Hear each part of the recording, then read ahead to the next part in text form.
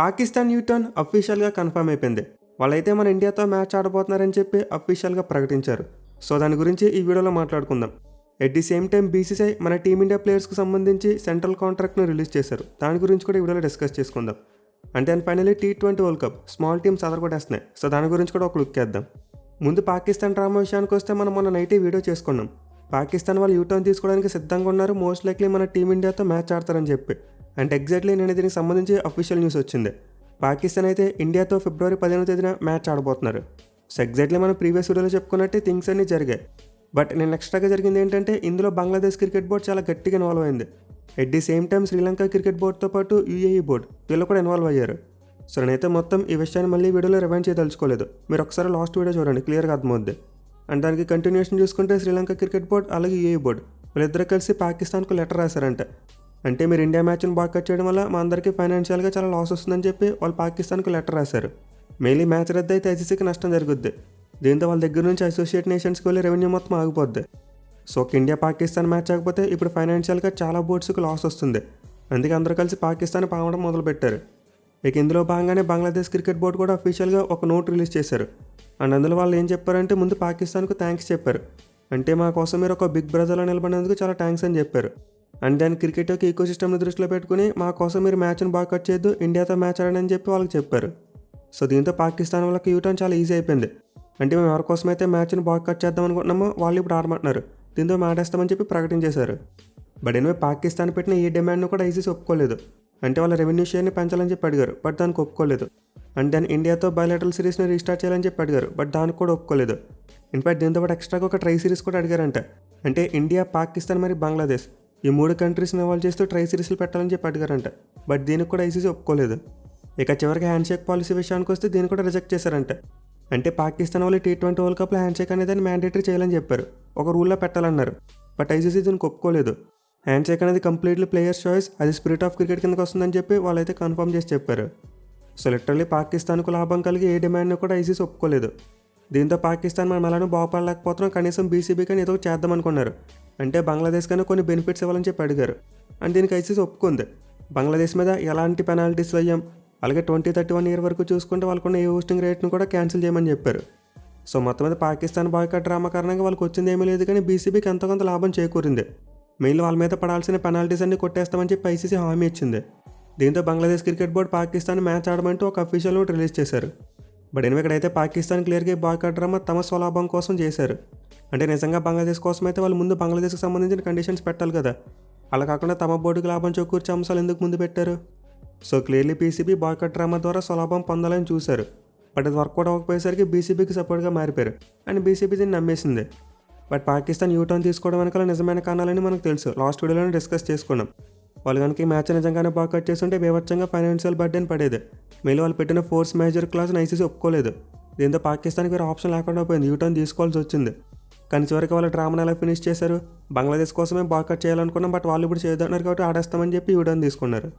So ఈ పాకిస్తాన్ వాళ్ళు అయితే ఎన్ని డ్రామాలు చేసినా ఏమీ వర్కౌట్ కాలేదు.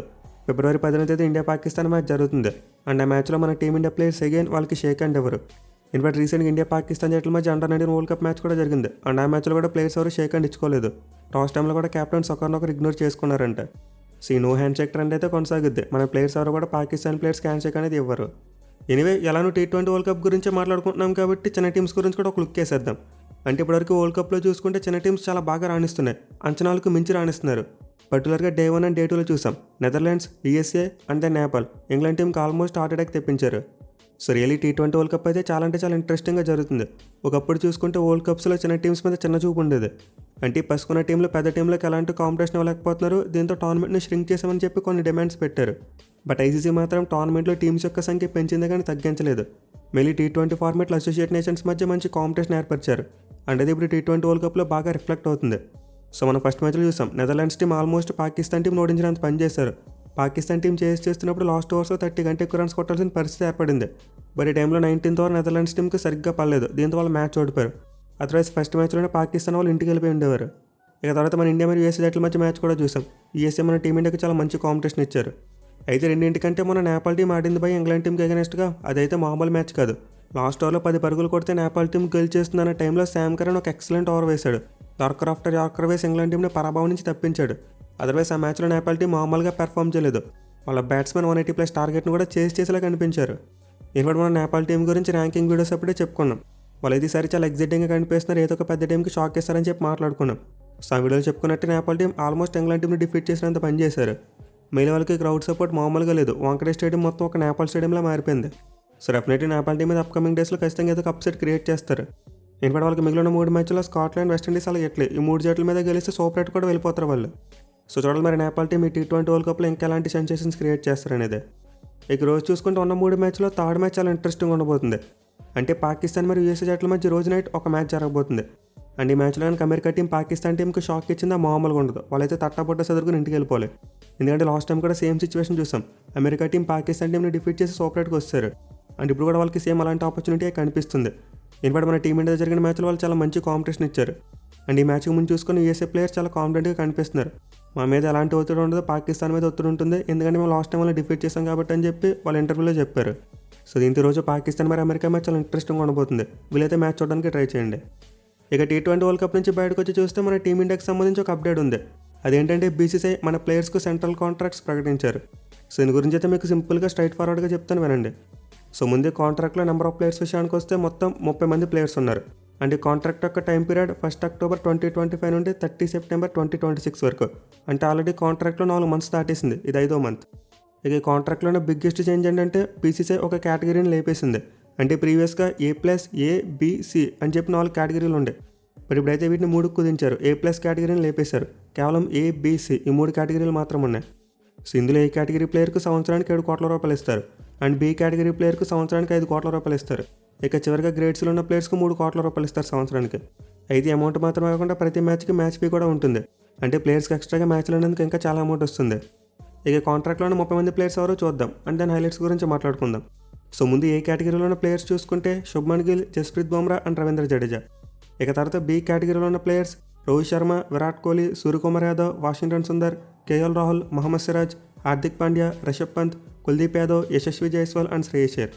ఇక చివరిగా grade C Axar Patel, Tilak Varma, Rinku Singh, Shivam Dube, Sanju Samson, Harshdeep Singh, Prasidh Krishna, Akashdeep, Dhruv Jurel, Harshit Rana, Varun Chakravarthy, Nitish Kumar Reddy, Abhishek Sharma, Sai Sudarshan, Ravi Bishnoi and Ruturaj Gaikwad. So ఇలా మొత్తం 30 ప్లేయర్స్ ఈ సెంట్రల్ కాంట్రాక్ట్లో కనిపిస్తున్నారు. అయితే లాస్ట్ టైం మన కాంట్రాక్ట్తో కంపేర్ చేసుకుంటే మేజర్ చేంజెస్ చాలా కనిపిస్తున్నాయి. అంటే శుభ్మన్ గిల్కు ప్రమోషన్ వచ్చింది, అతనైతే గ్రేడ్ Aకి వెళ్ళాడు. వేరే రోహిత్ శర్మ, విరాట్ కోహ్లీ వీళ్ళిద్దరికీ డిమోషన్ జరిగింది. అంటే వాళ్ళ ప్రీవియస్ గ్రేడ్ నుండి గ్రేడ్ Bకి వచ్చేసారు. అసలు ఎందుకంటే రోకో జడేజా ఒక్క ఫార్మాట్ మాత్రం ఆడుతున్నారు. దీంతో వాళ్ళ కేటగిరీ మారడంలో ఎలాంటి సర్ప్రైజ్ లేదు. ఇక బుమ్రా మరియు జడేజా విషయానికి వస్తే ఆబ్వియస్లీ మనకి చాలా ఇంపార్టెంట్ ప్లేయర్స్. పర్టికులర్గా జడేజాని గ్రేడ్ Aలో ఉంచారంటే ఖచ్చితంగా అతనికి వన్డే ఫార్మాట్లో కూడా ఇంకా ఛాన్సెస్ ఇస్తారని చెప్పి అర్థమవుతుంది. అయితే కాంట్రాక్ట్లో మిస్ అయిన కొన్ని మేజర్ నేమ్స్ కూడా ఉన్నాయి. పర్టికులర్గా చాలామంది వేరే ఇషాన్ కిషన్ అని చెప్పి అడుగుతున్నారు. అంటే ఈ సెంట్రల్ కాంట్రాక్ట్లో ప్రజెంట్ T20 వరల్డ్ కప్ ఆడుతున్న ఇషాన్ కిషన్ కనిపించట్లేదు. సో యాక్చువల్గా BCCI రూల్స్ ప్రకారం ఎవరైనా కొత్త ప్లేయర్ కాంట్రాక్ట్లోకి రావాలంటే మినిమం క్రైటీరియా ఉంటుంది. అంటే కనీసం 3 టెస్ట్ మ్యాచ్లు కానీ, 8 వన్డేలు కానీ, లేదా 10 T20s కానీ ఈ మూడింటితో ఫుల్ఫిల్ అవుతూనే ఆ ప్లేయర్ సెంట్రల్ కాంట్రాక్ట్లోకి రాగలడు.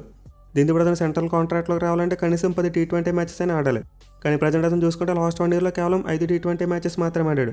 న్యూజిలాండ్తో జరిగిన 4 T20లు, అలాగే యూఎస్ఏతో ఒక T20 మ్యాచ్. సో దీంతో లాస్ట్ 1 ఇయర్లో ఇషాన్ కిషన్ 10 T20 మ్యాచెస్ ఆడలేదు కాబట్టి అతనైతే సెంట్రల్ కాంట్రాక్ట్లో ఇంక్లూడ్ చేయలేదు. బట్ డెఫినెట్లీ నెక్స్ట్ 1 మంత్లో అతనైతే కాంట్రాక్ట్లోకి ఆడేందుకు చాలా ఎక్కువ అవకాశాలు ఉంటాయి. అంటే 10 T20 మ్యాచెస్ కంప్లీట్ చేసుకుంటే గ్రేడ్ Cకి వచ్చేస్తాడు. ఇంకా లాస్ట్ టైం సెంట్రల్ కాంట్రాక్ట్లో ఉంటే ఇప్పుడు మిస్ అయిన మిగతా ప్లేయర్స్ విషయానికి వస్తే మహమ్మద్ షమి, సర్ఫరాజ్ ఖాన్, రజత్ పటిడార్ అండ్ ముఖేష్ కుమార్ ఈ నలుగురు కూడా సెంట్రల్ కాంట్రాక్ట్లో కనిపించట్లేదు. అంటే దీనికి ఆబ్వియస్ రీజన్ లాస్ట్ 1 ఇయర్గా చూసుకుంటే వాళ్ళకి ఇంటర్నేషనల్ ఎక్స్పోజర్ పెద్దగా ఎక్కువ లేదు. అంటే మనం ప్రీవియస్గా చెప్పుకున్న 3 టెస్ట్ మ్యాచ్లు కానీ, 8 వన్డేలు కానీ, లేదా 10 T20s కానీ వీటిలో ఏది కూడా 4 ప్లేయర్స్ ఫుల్ఫిల్ చేయలేకపోయారు. అందుకే కాంట్రాక్ట్ నుంచి 4 ప్లేయర్స్ని పక్కన పెట్టారు.